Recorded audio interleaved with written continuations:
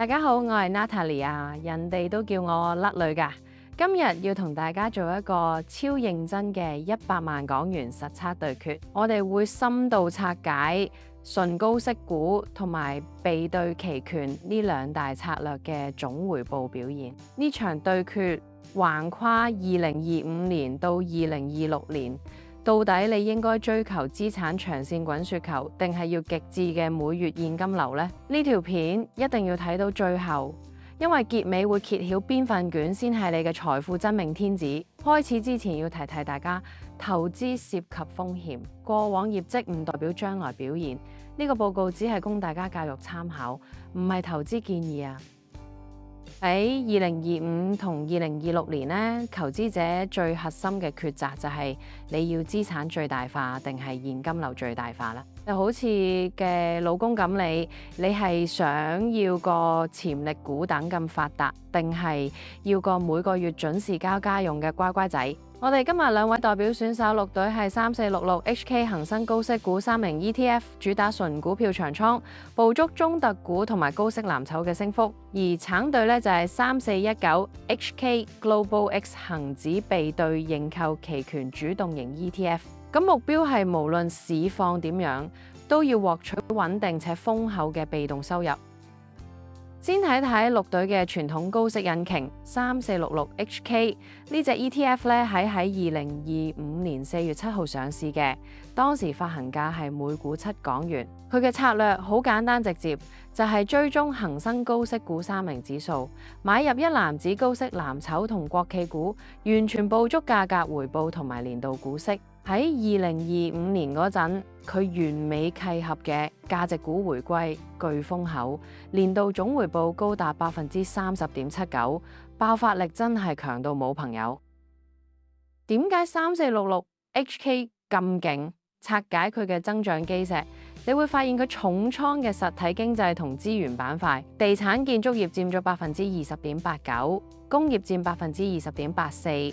能源業都有16.64%，精選重倉股包括中國宏橋、建滔積層板同埋佢嘅能源。呢個唔單止係收息組合，直情係一個具備強大資本增值潛力嘅攻擊型陣列，喺通脹同經濟復甦週期入邊表現特別突出。跟住輪到橙隊。現代現金流機器3419HK， 佢喺2024年2月28號上市，以2025年4月7號嚟計，每股大約係7.835港元。佢係主動型管理，揸住恒指成分股嘅同時，每個月定期沽出 sell call 恒生指數嘅認購期權。雖然佢犧牲喺大市暴漲時嘅部分升幅，但係換咗佢係喺任何市況下都能夠產生高額穩定嘅每月期權金 premium 派息。2025年嘅總回報都有20.35%。好多人問啊，到底咩係被對期權 covered call？ 簡單嚟講咧，就係持有正股加埋沽出認購期權。呢種策略就好似收租咗，雖然你放棄咗層樓一日暴升10倍嘅夢想，但起碼每個月見到銀行戶口多咗錢，嗰種踏實感，比起睇住個袋面數字跳咗跳去更加好啲。核心博弈就係賺咗息，輸咗股價漲幅。咁牛市佢未必跑贏純股票，但佢平穩或下跌市，豐富嘅期權金就係強大嘅緩衝。其實Global X 仲有一個強大籌備對期權生態系統啦，唔止恒指㗎。如果你想捕捉中國企業機遇，有國指嘅3416HK， 想買高波幅科企，有恒生科技嘅3417HK， 甚至你想投資美股呢，都有標普500嘅3415HK 同埋納斯達克100嘅3451DHK。2026年3月嘅期權金收益率由2.44%到3.35%不等，真係任君選擇。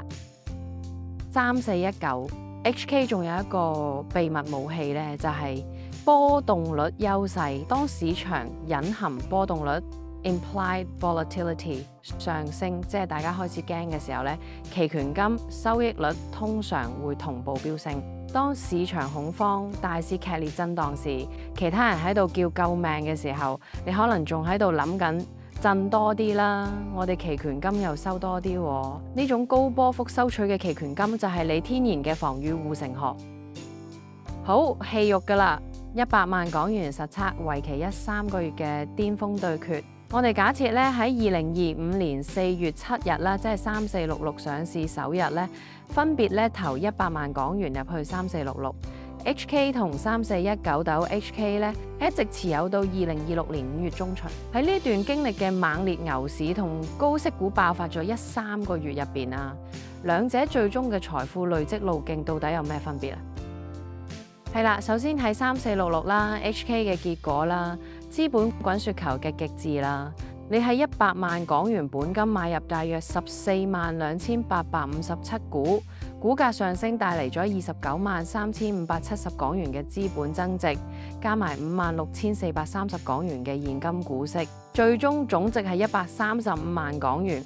總回報率係35%，雖然本金大幅膨脹咗近30萬港元，但期間實際到手嘅現金流相對就比較少。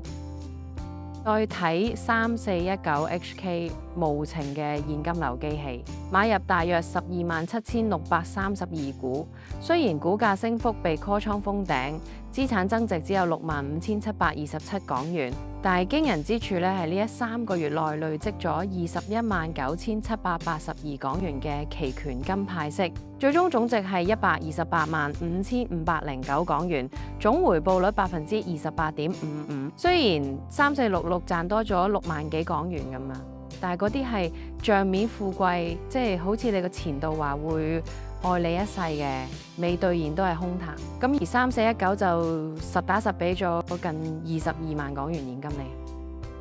財富嘅本質差異就喺度，帳面增長 vs 落袋現金。3466 HK 贏咗總量，但84%嘅回報都係停留喺證券戶口入邊嘅數字。3419 HK 咧雖然總量稍低，但係將近80%嘅回報轉化成你可以自由支配嘅真實現金。我哋錢包重咗，你睇面數字大咗，大家各取所需啦。我哋睇埋唔同市況下嘅致勝法則。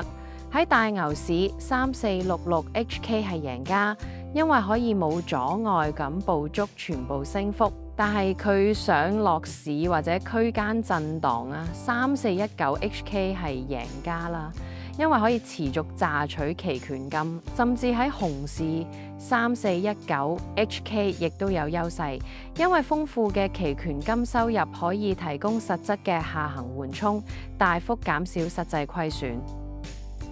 終極對決，你屬於邊一種投資者嘅？如果你係長線複利者 Profile A， 唔需要即時現金嘅好高息藍籌長遠估值收復嘅，咁就喺3466 HK 啊。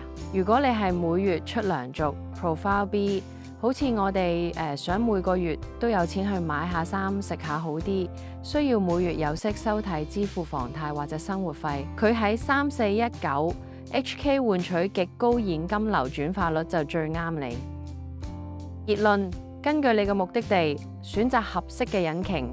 大家可以掃描熒幕上嘅二維碼，查閱詳細嘅基金銷售文件同風險披露。希望今日嘅深度拆解幫到大家。如果你覺得呢條片有用呢，記得幫我 share 同埋 like，仲有啲下邊留言話我知，你係追求資產最大化定係現金流最大化？我哋一齊討論下。下次見，拜拜。